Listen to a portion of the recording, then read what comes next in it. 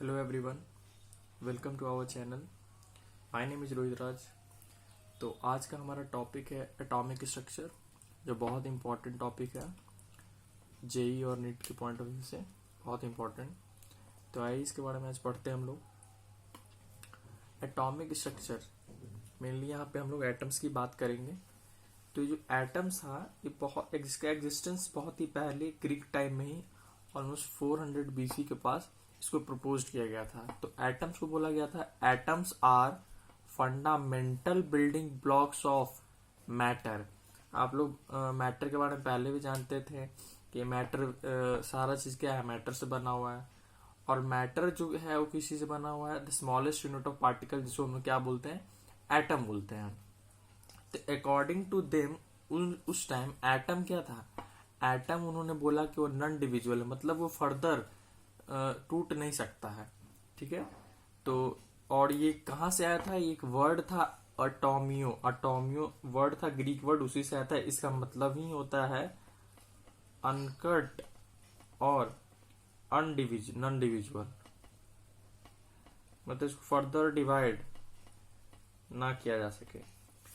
तो बहुत दिनों के बाद हमारे जो साइंटिस्ट हैं सर डाल्टन, जो उन्होंने अपना एक एटॉमिक थ्योरी प्रपोज किया 1808 में। उन्होंने कहा कि मैटर जो है consist of A individual atom. उन्होंने भी यही बताया कि जो मैटर जो हमारा कंसिस्ट एटम से बना है वो क्या है, इंडिविजुअल है, मतलब उसको हम लोग डिवाइड नहीं कर सकते। तो इनका ये थ्योरी ऑलमोस्ट 100 ऑफ ईयर्स सब लोगों ने माना। But further during 20th century बहुत सारे साइंटिस्ट ने मिलके एक्सपेरिमेंट किया और बताया कि एटम्स को हम लोग फर्दर डिवाइड कर सकते हैं, जो सब एटॉमिक पार्टिकल्स में से बना हुआ है एटम्स। तो किसमें, इलेक्ट्रॉन, प्रोटॉन एंड न्यूट्रॉन से।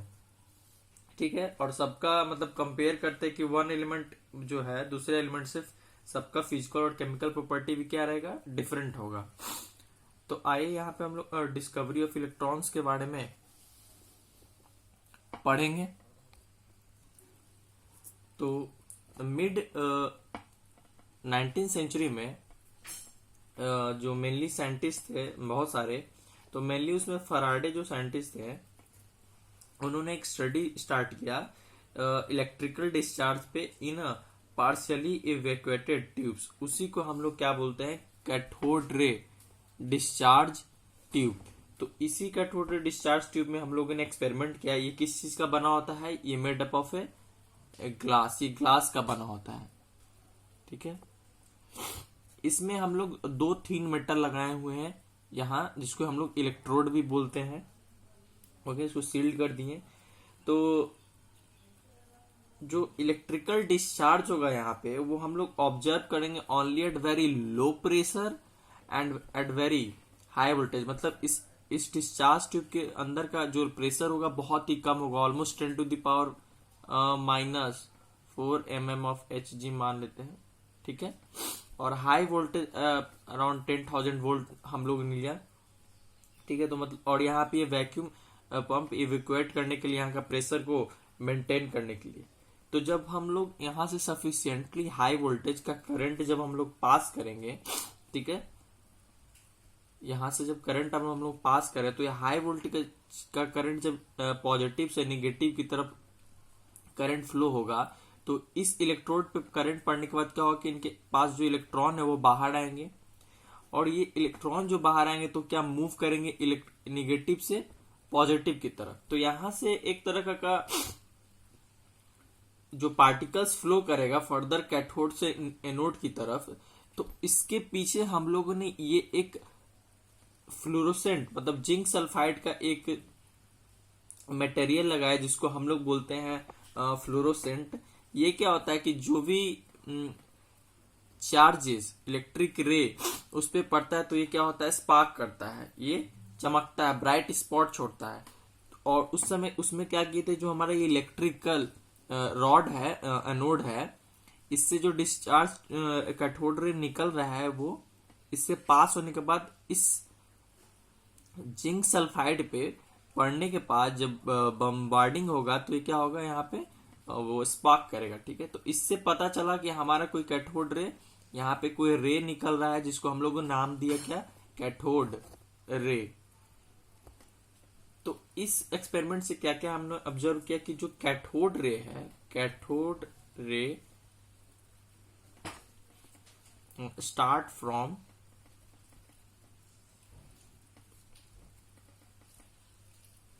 Cathode and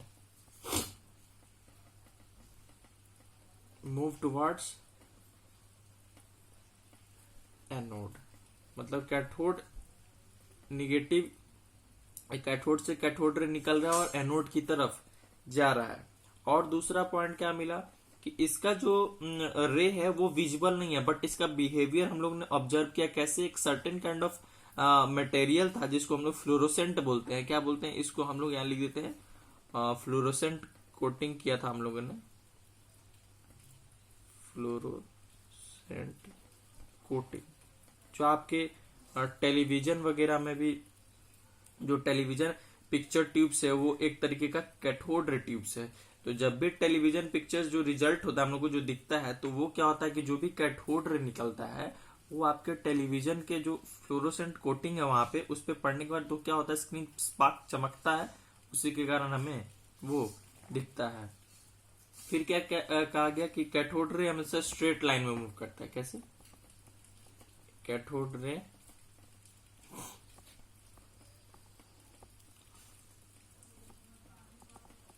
moves in straight line।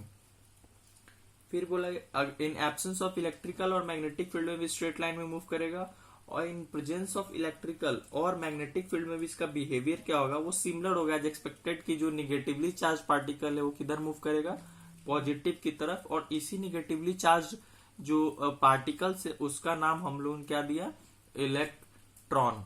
क्या नाम दिया, इलेक्ट्रॉन, जिनका आविष्कार जे थॉमसन ने किया था। और जो हमारा कैथोड रे है, जो ये कैथोड रे है, does not depend on the nature of electrode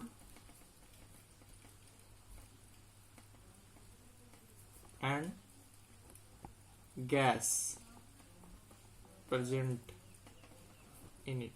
ना ही वो इस इलेक्ट्रोड के नेचर पे डिपेंड करेगा और ना ही इसके अंदर के गैस जो प्रेजेंट होता है उस पर डिपेंड करेगा। अब यहाँ पे पूछें वेरी लो प्रेशर क्यों लिए सर, क्योंकि यहाँ लो प्रेशर की जो इसका स्पीड है, जो ये इलेक्ट्रॉन जैसे ये पास कर रहा है एनोड से, इसके बीच में प्रेशर कम है, इसका कम किए कि जो हमारा यहाँ पार्टिकल्स अगर कम रहेगा उससे टकराएगा नहीं, वो इजिली फ्लो होके यहाँ पे जो पर फ्लोरोसेंट जो कोटिंग है उस पर बम्बार्डिंग हो पाएगा। इसीलिए हम लोगों ने अंदर का प्रेशर को क्या रखा, कम रखा।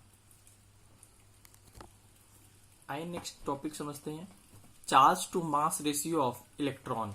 ठीक है, इन्होंने किसने मेजर किया, जे थॉमसन ने इसका रेशियो निकाला इलेक्ट्रॉन के मास के और जो इलेक्ट्रिकल चार्ज है उनका रेशियो निकाला। वो कैसे यूजिंग किया, उन्होंने कैथोड रे ट्यूब के यूज किया जिसमें इलेक्ट्रिकल फील्ड और मैग्नेटिक फील्ड को परपेंडिकुलर रखा गया उस पाथ ऑफ इलेक्ट्रॉन्स के। मतलब जैसे दिखाया गया, एक जैसे मैं छोटा सा डायग्राम सिखाता हूँ। मान लो कि यहाँ पे कोई कैथोड मतलब निगेटिव है और देन यहाँ पे पॉजिटिव है। 3 पॉइंट लेता हूं मैं, ठीक है, ए बी सी, और ये हमारा इलेक्ट्रिकल फील्ड यहाँ पे प्लस माइनस, इसको बैटरी से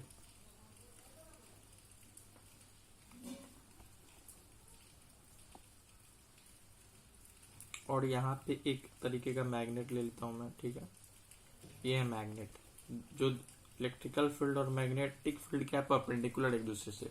तो जब भी मान लो कि अगर हम लोग करंट पास करते हैं तो यहाँ से जो चार्ज निकलेगा, इलेक्ट्रॉन निकलेगा, तो जब मैग्नेटिक फील्ड अगर ना रहे, सिर्फ इलेक्ट्रिकल फील्ड रहे, तो ये जो चार्ज निकलेगा क्या होगा, पॉजिटिव की तरफ डिफ्लेक्ट होगा, तो ये इस तरफ जाएगा। और अगर मैग्नेटिक फील्ड रहता है तो इसका चार्ज अगर पॉजिटिव निकल रहा है तो ये क्या होगा, नीचे की तरफ जाएगा। बट अगर in the absence of electrical और मैग्नेटिक फील्ड दोनों ना रहे तो ये चार्ज क्या होगा, सीधा स्ट्रेट लाइन में फ्लो करेगा। कहाँ जाएगा, एकदम स्ट्रेट लाइन बी पॉइंट के पास जाएगा। समझे? जब इलेक्ट्रॉन यहाँ से फ्लो करेगा तो जब मैग्नेटिक फील्ड के एब्सेंस में ये क्या होगा, ऊपर की तरफ पॉजिटिव चार्ज की तरफ जाएगा। एंड अगर इलेक्ट्रिकल फील्ड एब्सेंस है तो क्या होगा, क्या चार्ज क्या होता है, नॉर्थ से साउथ जाता है, तो ये चार्ज सी की तरफ जाएगा। बट दोनों के एब्सेंस में चार्ज क्या होगा, हमेशा स्ट्रेट लाइन में मूव करेगा। तो मास ऑफ द पार्टिकल जितना ही हल्का होगा उसका ही डिफ्लेक्शन उतना ही ज्यादा होगा। तो इसी चीज को बैलेंस करने के लिए हम लोग ने चार्ज बाई मास रेशियो जो थॉमसन ने निकाला, जिसका वैल्यू आया 1.758 इंटू 10⁻⁴ कूलम पर केजी। ठीक है, तो अब यहाँ ये वैल्यू कैसे है, तो चार्ज जो इलेक्ट्रॉन था वो एक एक्सपेरिमेंट था मिलीकैन्स वाइल्स्ट्रॉप मेथड के यूज से। उन्होंने इलेक्ट्रॉन्स का चार्ज को डिटरमाइन किया जो था -1.6 इंटू 10⁻19 कूलम, और मास ऑफ द इलेक्ट्रॉन निकाला उन्होंने 9.8 इंटू 10⁻31 केजी। आइए अब जानते हैं डिस्कवरी ऑफ प्रोटॉन, जो 1919 में इसका डिस्कवर हुआ। तो इसमें क्या हुआ, ये भी एक इलेक्ट्रिकल डिस्चार्ज ट्यूब में हुआ जो मॉडर्न कैथोड रे ट्यूब कहलाता है, जिसमें इस पॉजिटिव चार्ज का फ्लो हुआ जिसको हम लोग कैनल रे भी बोलते हैं। वहां पे कैथोड रे था, इस पॉजिटिव चार्ज जो है उसको हम लोग कैनल रे बोलते हैं। अनलाइक कैथोड रे जो था की तरह, कैथोड रे क्या था, वो आपका डिपेंड नहीं करता था मटेरियल ऑफ इलेक्ट्रोड्स और नेचर ऑफ गैस पे। बट ये पॉजिटिवली चार्ज पार्टिकल है, वो डिपेंड करता है नेचर ऑफ द गैस जो कैथोड रे ट्यूब में प्रेजेंट होता है। सिंपली मतलब जो पॉजिटिव चार्ज्ड गैसियस आयंस होता है वो डिपेंड करता है नेचर ऑफ गैस पे। फिर आपका जो चार्ज टू मास रेशियो जो पार्टिकल्स है वो भी डिपेंड करता है गैस पे कि वो कहाँ से ओरिजिनेट कर रहा है। फिर जो बिहेवियर है इस पार्टिकल का वो अपोजिट है कैथोड रे के, मैग्नेटिक और इलेक्ट्रिक फील्ड के प्रेजेंस में। ठीक है, तो जो हमारा स्मॉलेस्ट और लाइटेस्ट पॉजिटिव आयन जो होता है, जो हाइड्रोजन से ऑब्टेन करते हैं, उसको ही क्या बोला जा रहा है यहाँ पे, प्रोटॉन्स। इस पॉजिटिव चार्ज का क्या नाम दिया गया, प्रोटॉन्स। तो लेटर हम लोगों ने फील किया कि एटम्स को एक तरह से न्यूट्रल होना जरूरी है। ठीक है, तो उन्हीं उसके बाद ही हमारा न्यूट्रॉन का आविष्कार हुआ जो जेम्स चैडविक ने 1932 में उनका आविष्कार किया था। तो आइए पढ़ते हैं J Thomson model of atom. J Thomson ने 1898 में एटम्स का जो स्ट्रक्चर है उसको बताया। उन्होंने बताया कि एटम्स क्या है, एक तरह का स्फेरिकल शेप का है, जिसका रेडियस उन्होंने बताया कि अप्रॉक्स 10⁻⁻10 मीटर, बहुत छोटा। ठीक है, जिसमें क्या कहा गया कि जो पॉजिटिव चार्ज है आपका, जो पॉजिटिव चार्ज है वो यूनिफॉर्मली डिस्ट्रीब्यूटेड है। मतलब कुछ इस तरह आपका पॉजिटिव चार्ज यूनिफॉर्मली डिस्ट्रीब्यूटेड है। Okay,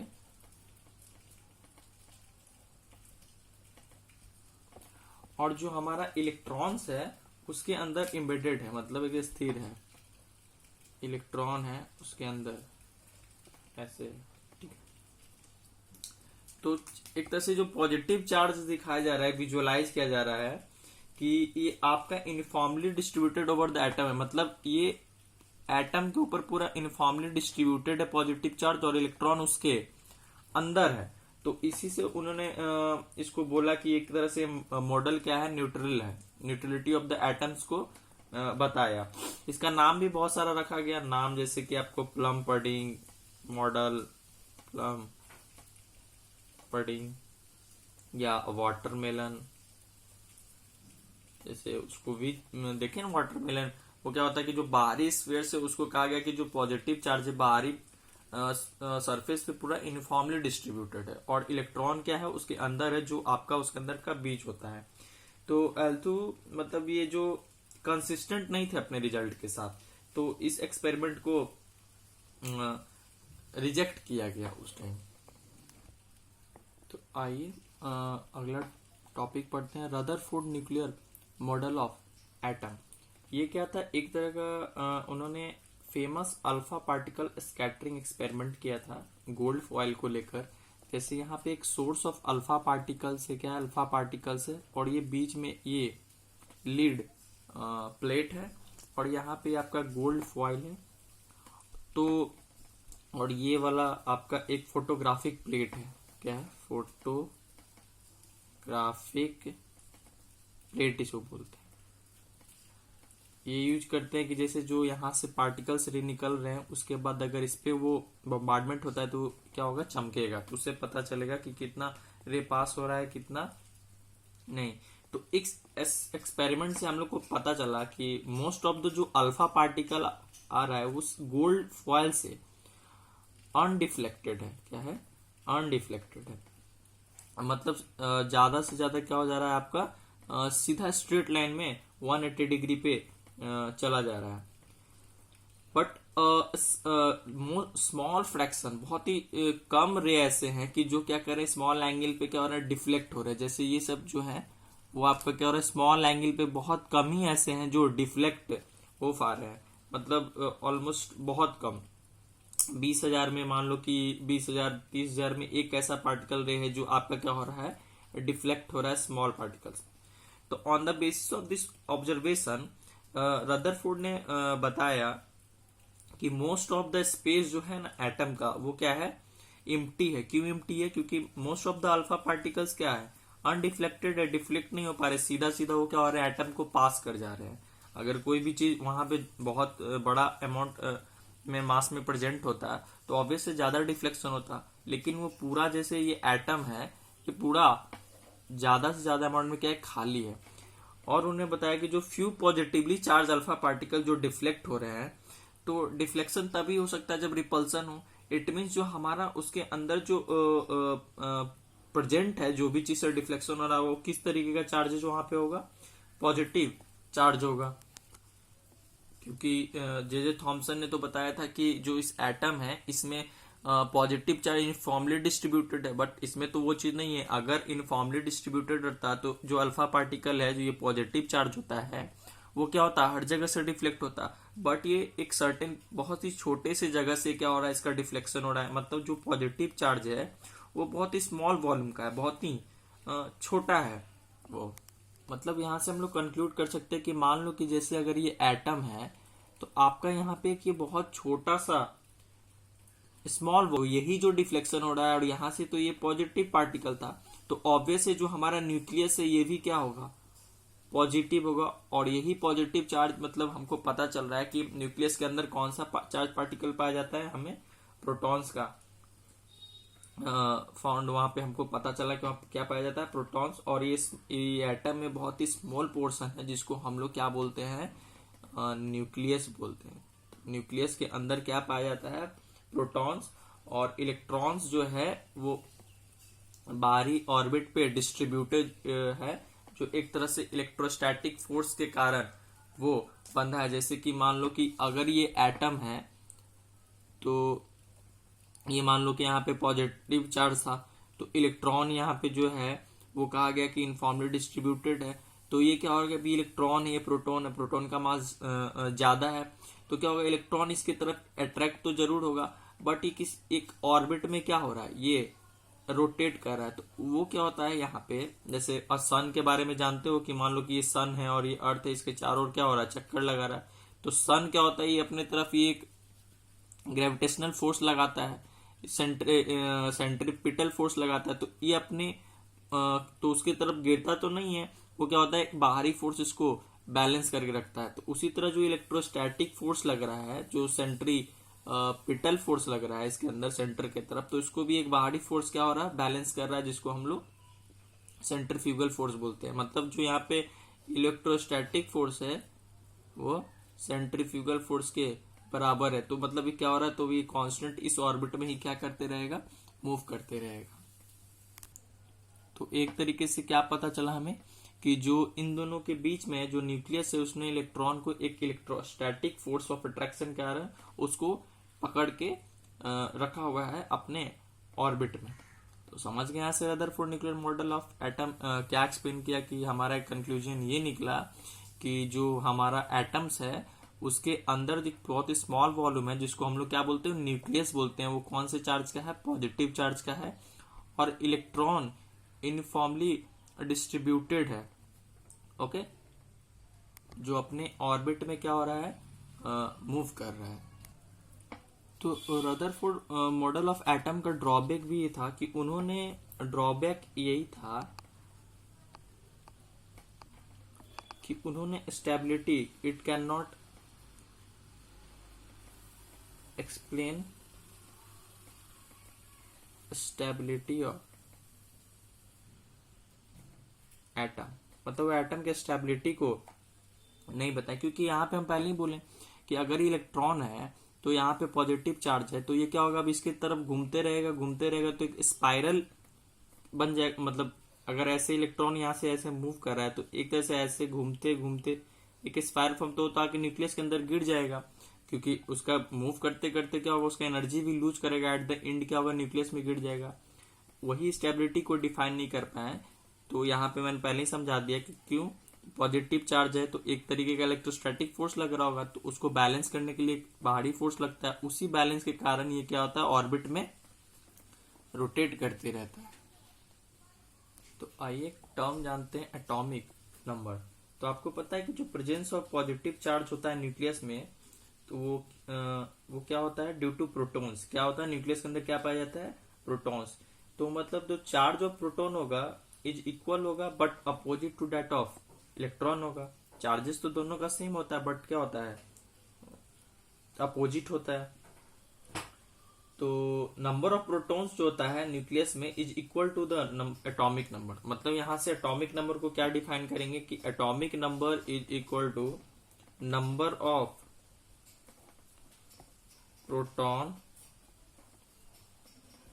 in the nucleus of an atom. मतलब एटम के न्यूक्लियस में जितना नंबर ऑफ प्रोटॉन होगा उतना ही उसका एटॉमिक नंबर होगा, या number of electron in a neutral atom. क्या इसको इससे भी डिफाइन कर सकते हैं, किसी कोई भी न्यूट्रल एटम में जितना नंबर ऑफ इलेक्ट्रॉन होगा उतना ही उसका क्या होगा, एटॉमिक नंबर होगा। तो ये अब एक और टर्म जानेंगे, मास नंबर।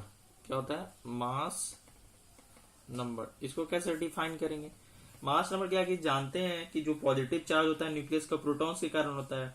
तो जो मास होगा न्यूक्लियस का, वो न्यूक्लियस में तो दो चीज पाया जाता है, प्रोटॉन्स भी और न्यूट्रॉन्स भी। तो मास जो होगा वो क्या होगा, एक तरह से सम ऑफ नंबर ऑफ जो प्रोटॉन होगा और नंबर ऑफ न्यूट्रॉन्स के बराबर ही होगा।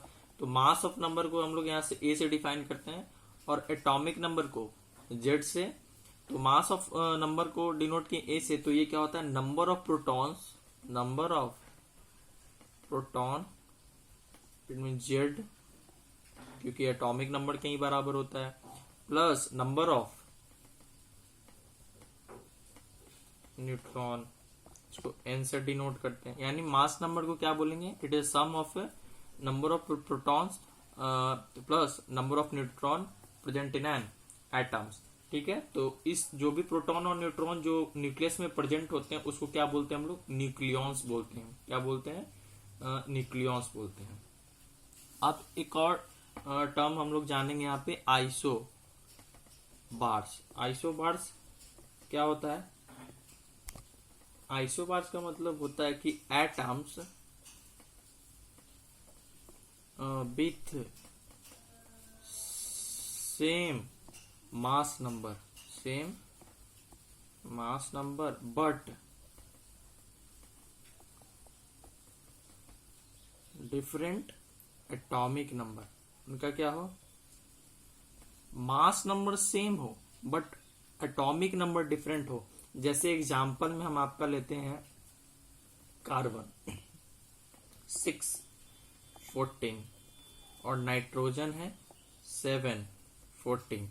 देखो ऐसा कोई भी सिंबल है, जैसे कि अगर देखते हैं यहाँ पे आपको दिखा देते हैं PQ, तो इस वाले को हम लोग मास नंबर बोलते हैं और नीचे वाला जो लिखा रहता है उसको हम लोग एटॉमिक नंबर से, ये आप लोग 9th-10th में पढ़े होंगे। तो यहाँ पे ये इनका एटॉमिक नंबर, तो देखो एटॉमिक नंबर क्या है, दोनों का डिफरेंट है बट मास नंबर क्या होता है, सेम है, ये आइसोमास कहलाता है। अब एक और टर्म है आइसोटोप्स, जस्ट इसका अपोजिट। आइसोटोप्स क्या होता है कि इसमें आपका atoms with same atomic number but different mass number, ठीक है। जैसे एग्जांपल में आपका लेते हैं, एग्जांपल है आपका हाइड्रोजन, हाइड्रोजन। देखिए तीनों का एटॉमिक नंबर तो सेम होगा बट इनका मास नंबर डिफरेंट है। तीनों का एटॉमिक नंबर यहाँ पे क्या है, सेम है, और मास नंबर डिफरेंट है। यहाँ से आप नंबर ऑफ न्यूट्रॉन भी निकाल सकते हैं। इस वाले में नंबर ऑफ न्यूट्रॉन 0 होगा क्योंकि मास नंबर और प्लस प्रोटॉन है, तो यहाँ से न्यूट्रॉन निकालने क्या करेंगे, मास में प्रोटॉन को माइनस करेंगे तो नंबर ऑफ न्यूट्रॉन निकलेगा। तो यहाँ जो न्यूट्रॉन है वो 0, यहाँ न्यूट्रॉन आपका 1, यहाँ न्यूट्रॉन आपका 2, तो यहाँ से वैल्यू पता चल गया। तो जो भी रिगार्डिंग आइसोटोप्स है, जो केमिकल प्रॉपर्टीज ऑफ एटम्स होता है ना, वो नंबर ऑफ इलेक्ट्रॉन से ही हम लोग कंट्रोल करते हैं, और डिटरमाइन कैसे करते हैं, नंबर ऑफ प्रोटॉन से। Okay, thank you.